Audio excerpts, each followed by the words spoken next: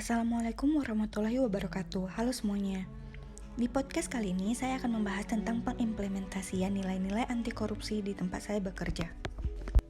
Tapi sebelumnya, perkenalkan, nama saya Sherly SKM. Saya adalah peserta latihan dasar calon pegawai negeri sipil tahun 2021 angkatan ke-14, kelompok 1 dari instansi Dinas Kesehatan Kota Binjai yang difasilitasi oleh BPSDM Provinsi Sumatera Utara bekerjasama dengan Badan Kepegawaian Daerah Kota Binjai. Seperti yang kita ketahui bersama bahwa korupsi bukanlah isu terbaru di negara Indonesia, tetapi sudah pasti secara umum kita ketahui bahwa tindakan dari korupsi sangatlah merugikan negara. Korupsi sendiri dapat terjadi karena adanya niat dan kesempatan. Banyak sekali penyebab terjadinya tindakan korupsi.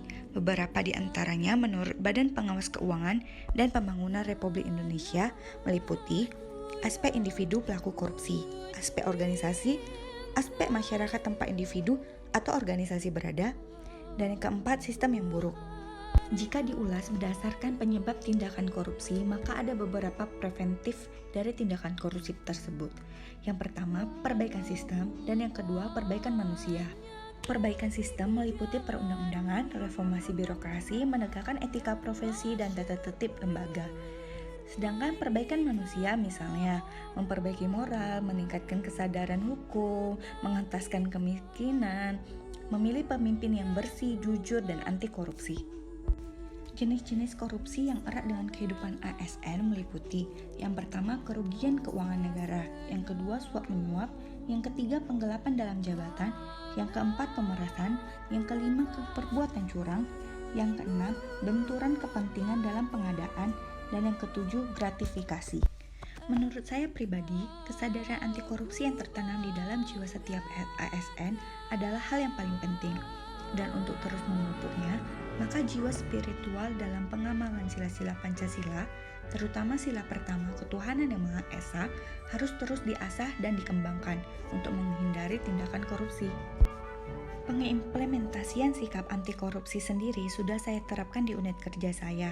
Misalnya, saya tidak menerima pembayaran berupa uang maupun lainnya dari pasien pada saat mereka mengurus administrasi pemberkasan, karena pembayaran dilakukan di meja pendaftaran. Yang kedua, saya selalu datang tepat waktu sesuai dengan jam kerja karena saya sadar saya dibayar dengan uang negara untuk setiap menit dari jam kerja saya. Yang ketiga, saya tidak mau menerima pemberian baik dari sesama rekan kerja ataupun atasan tanpa alasan yang khusus untuk menghindari gratifikasi. Dan masih banyak hal lainnya yang saya implementasikan. Demikian podcast saya kali ini. Saya mengucapkan banyak terima kasih untuk semua pihak yang terkait, terutama kepada pengampu materi kelompok 1 angkatan ke-14, Ibu Dr. Haja Dumasari Harahap, SH, MSI.